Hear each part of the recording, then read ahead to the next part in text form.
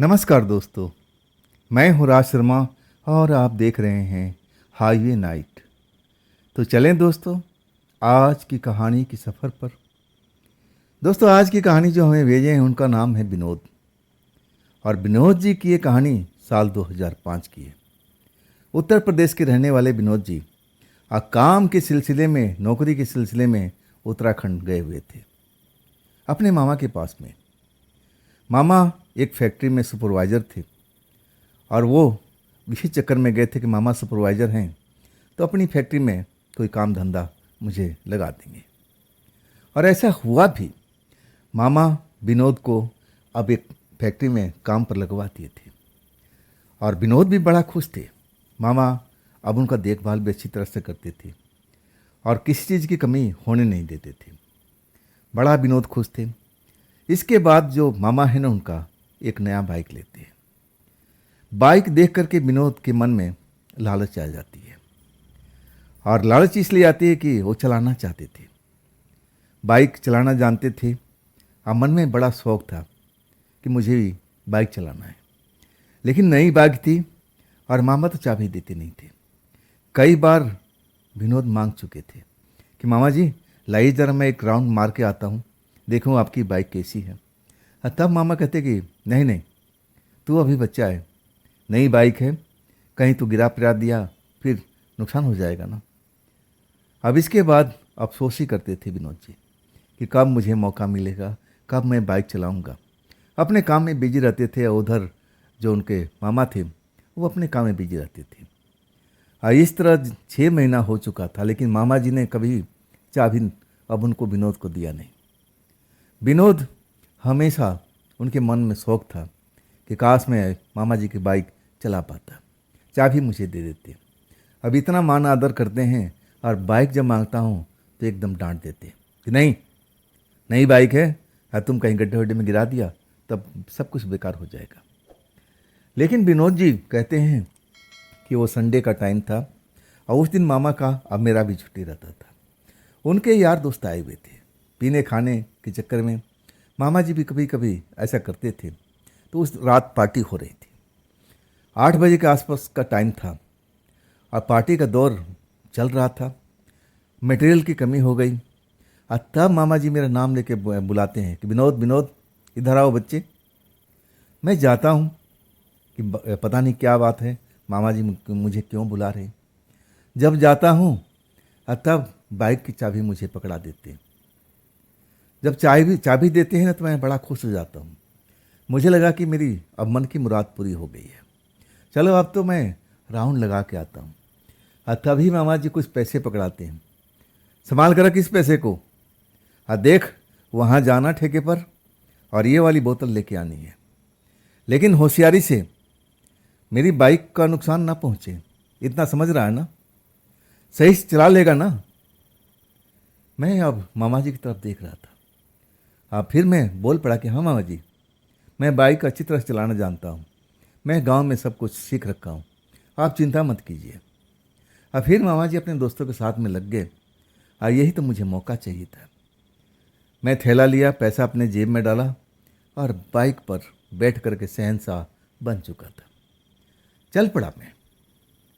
उधर मैं ठेके पे पहुँच गया, वहाँ से कम काफ़ी दूरी पर था और बाइक चलाने में जो आनंद मुझे आ रहा था मैं कैसे बताऊँ आपको।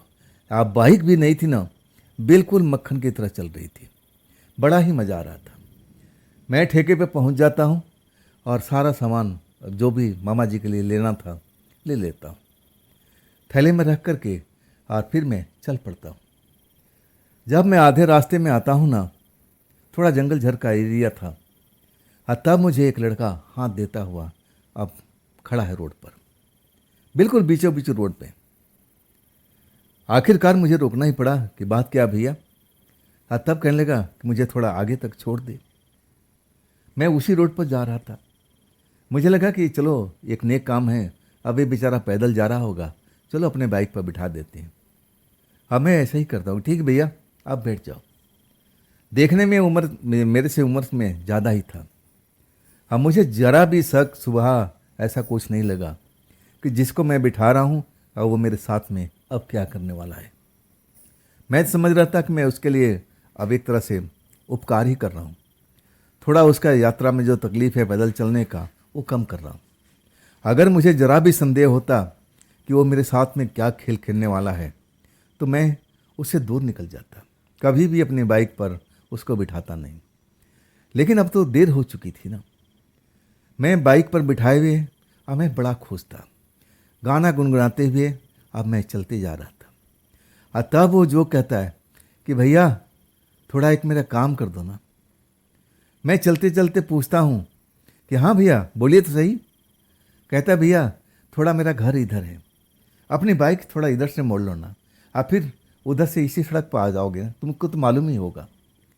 मैं सोच में पड़ जाता हूँ क्या मैं करूँ, मामा जी इंतज़ार कर रहे होंगे। और तभी जैसे मेरे दिमाग में लड़का बैठ चुका है और वो आदेश देता है और मैं उसकी कहना मान देता हूँ। ठीक है भैया मैं चल रहा हूँ। मैं उस नए रास्ते पर मुड़ जाता हूँ और वो भी रास्ता बिल्कुल सुनसान होता है और एक चौराहा आता है और उससे पहले ही लड़का जैसे मेरे दिमाग में बैठ चुका हूँ और कहता है और तेज, जितना तेज चलाओगे बड़ा मज़ा आ रहा है, तेज चलाओ। हाँ मेरी एक्सीलेटर पर अब पकड़ मजबूत हो गई थी। अब फुल एक्सीलेटर जैसे मैं कर दिया हूँ, जैसे मैं रेस में भाग ले रहा हूँ। और वैसी वो रोड थी नहीं, लेकिन मैं कैसे इतनी तेज़ी में बाइक को कंट्रोल कर रहा था मुझे एहसास नहीं था। इतनी तेज़ बाइक मैंने कभी अपनी ज़िंदगी में नहीं चलाई थी जो उस रात मेरे साथ में हो रहा था। और अचानक ऐसे लगता है कि उस लड़का और मैं हवा में उड़ चुके हैं। वो लड़का मुझे पकड़े हुए है और मैं हवा में उड़ता जा रहा हूँ। अब बाइक तो दूर जाकर चौराहे पर, जैसे मुझे कुछ पता ही नहीं कि बाइक के साथ में क्या हुआ। और मैं भी जैसे मेरी आंख बंद होती जा रही है और फिर मुझे होश नहीं था कि मैं हूँ कहाँ पर, मेरे साथ क्या हुआ। जब मेरी आंख खुलती है ना तो मैं अपने आप को अब हॉस्पिटल में पाता हूँ। मेरा ट्रीटमेंट हो रहा है। मेरे मामा जी, उनके दोस्त वगैरह जो नशे में थे, लेकिन सब नशा उतर चुका था। मैं मामा जी को देख रहा हूँ, वो बहुत चिंतित थे। जब मैं होश में आ जाता हूँ ना, तब मामा जी के चेहरे पर मुस्कान आती है। कैसा है विनोद, ठीक है ना तेरी तबीयत अब? मैं खौफ में भर जाता हूँ कि ये मैंने क्या क्या कर दिया। इतना मुझे तेज बाइक चलाना नहीं चाहिए था। ये मेरी गलती है, ये मेरी गलती है। अब मैं डर जाता हूँ। तब मामा जी मेरे सर पर हाथ फेरते कहते हैं, अरे डर मत, तेरी जान बच गई उतना ही मेरे लिए काफ़ी है।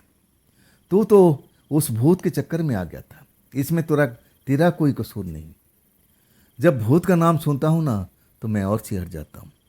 लेकिन उस टाइम मामा जी मुझे चुप करने के इशारा करते हैं और तब मुझे कहते हैं कि चल अब यहाँ से तेरी छुट्टी हो गई है, ज़्यादा चोट नहीं लगी है, तो सही है।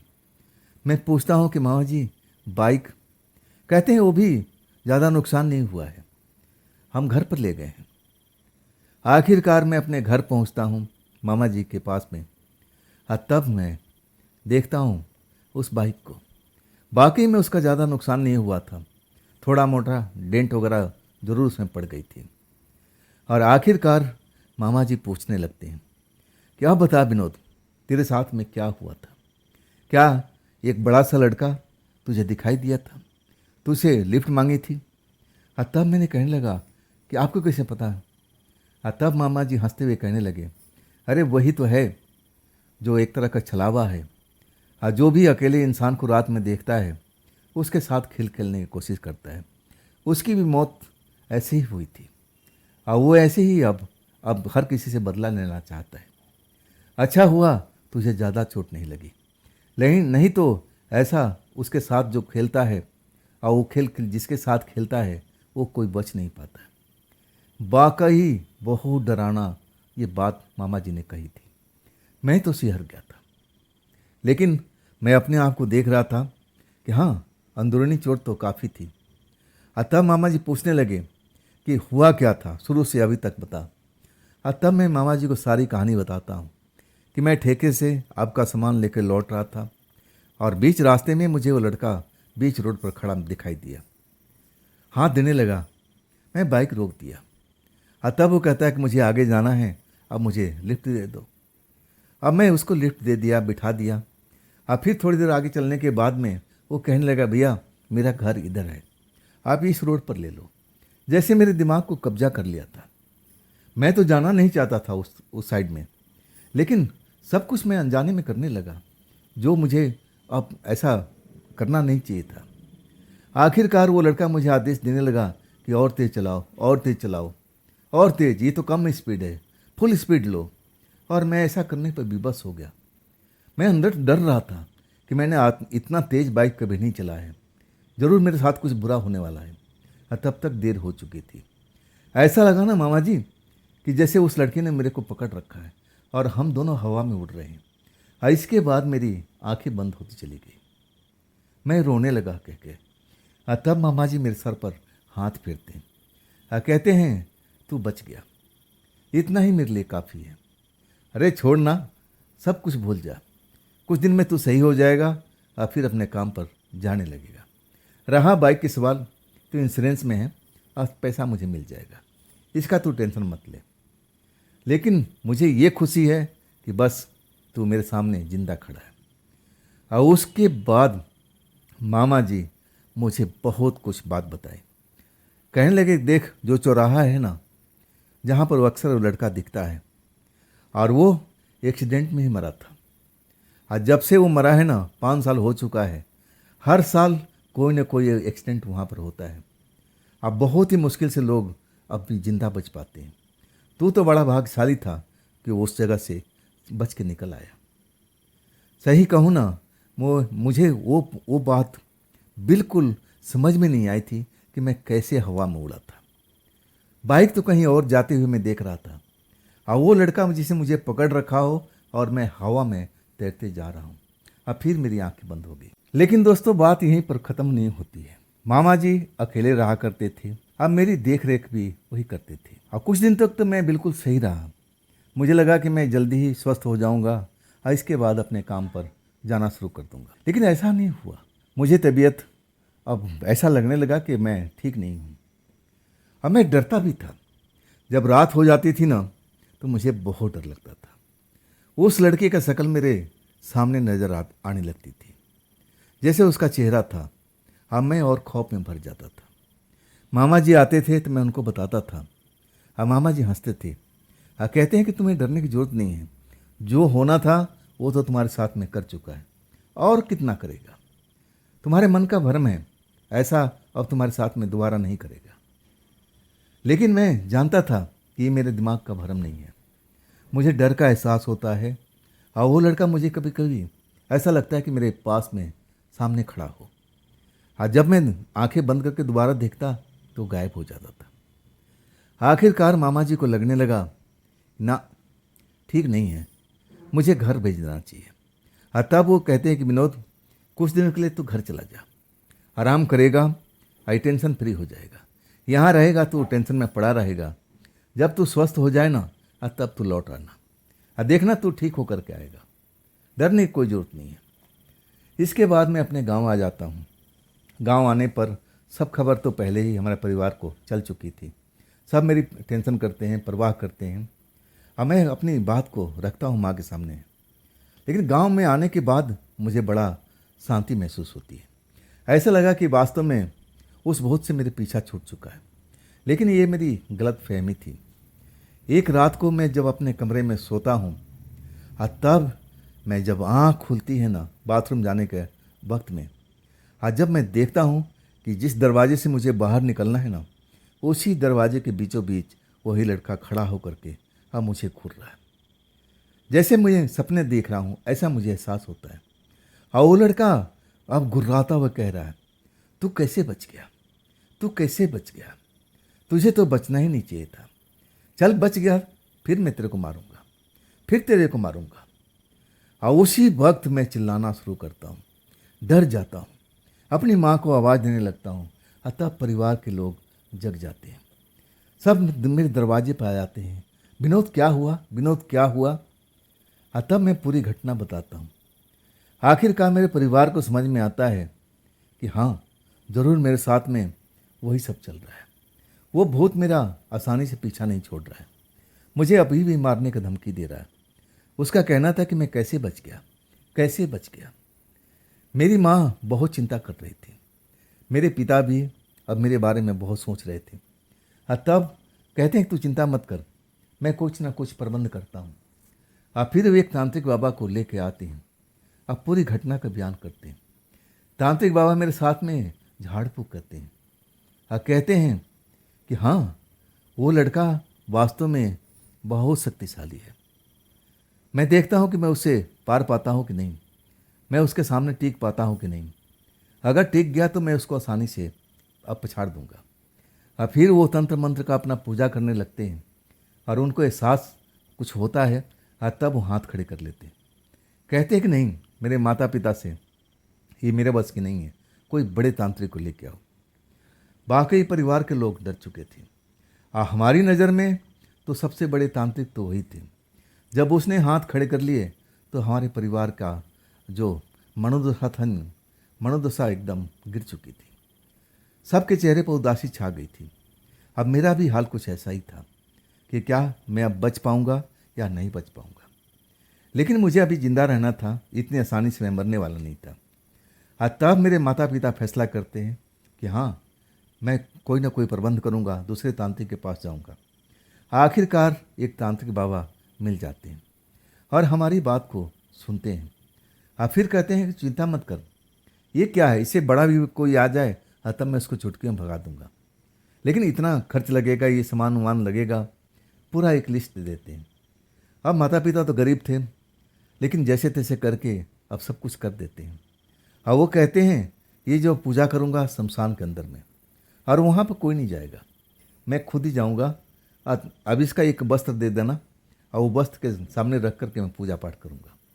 वहाँ पर किसी की जाने की जरूरत नहीं है, वो जगह बड़ा ही खतरनाक है। परिवार के लोग डर जाते हैं, मैं भी डर जाता हूँ। एक मेरा पुराना वस्त्र लेकर के और वो चले जाते हैं। आखिरकार वो पूजा उनकी सफल होती है। अब फिर हमें खुशखबरी देते हैं कि अब डरने की जरूरत नहीं है। जो वो चाहता था मैं कभी होने नहीं देता। मेरा यही अब मन करता था कि मैं उसको बांध दूं, लेकिन वो गिड़गिड़ाने लगा, कहने लगा नहीं नहीं, मुझे मत बांधिए, मुझे मत बांधिए, मुझे छोड़ दीजिए, मैं अब इसके पास कभी नहीं आऊँगा। तब मुझे छोड़ना पड़ा, लेकिन अब तुम्हारे पास में नहीं आएगा, वो भूल भूल करके भी नहीं आएगा। अब तुम लोगों को डरने की जरूरत नहीं है। और उसके बाद वो दिन और आज के दिन मैं कभी मामा के पास उस जगह पर गया नहीं। मैं दूसरी जगह जॉब करने निकल गया। मेरे परिवार वाले कहते थे कि मामा के पास चला जा, लेकिन मैं मना कर दिया कि नहीं, वो जगह बड़ा खतरनाक है। क्या पता उस भूत का अब मिजाज बदल जाए, अब फिर वो बदला लेने के लिए मेरे पास में आ जाए। तो मैं बहुत डर गया था, दूसरी जगह जॉब करने लगा और उसके बाद कभी भी ऐसा मेरे साथ में नहीं हुआ। तो दोस्तों, ये थी आज की कहानी। ये कहानी आपको कैसी लगी कमेंट में ज़रूर बताइएगा। दोस्तों, ये भी चैनल आप ही का है, तो इसको भी अपना प्यार दीजिए, लाइक कीजिए, सब्सक्राइब कीजिए, अपने दोस्तों को शेयर कीजिए और हाइप तो ज़रूर कीजिएगा। फिर दोस्तों हम मिलते हैं ना कल की रात इसी चैनल पर, इसी वक्त पर। आप लोग अपना ख्याल रखिएगा। नमस्कार।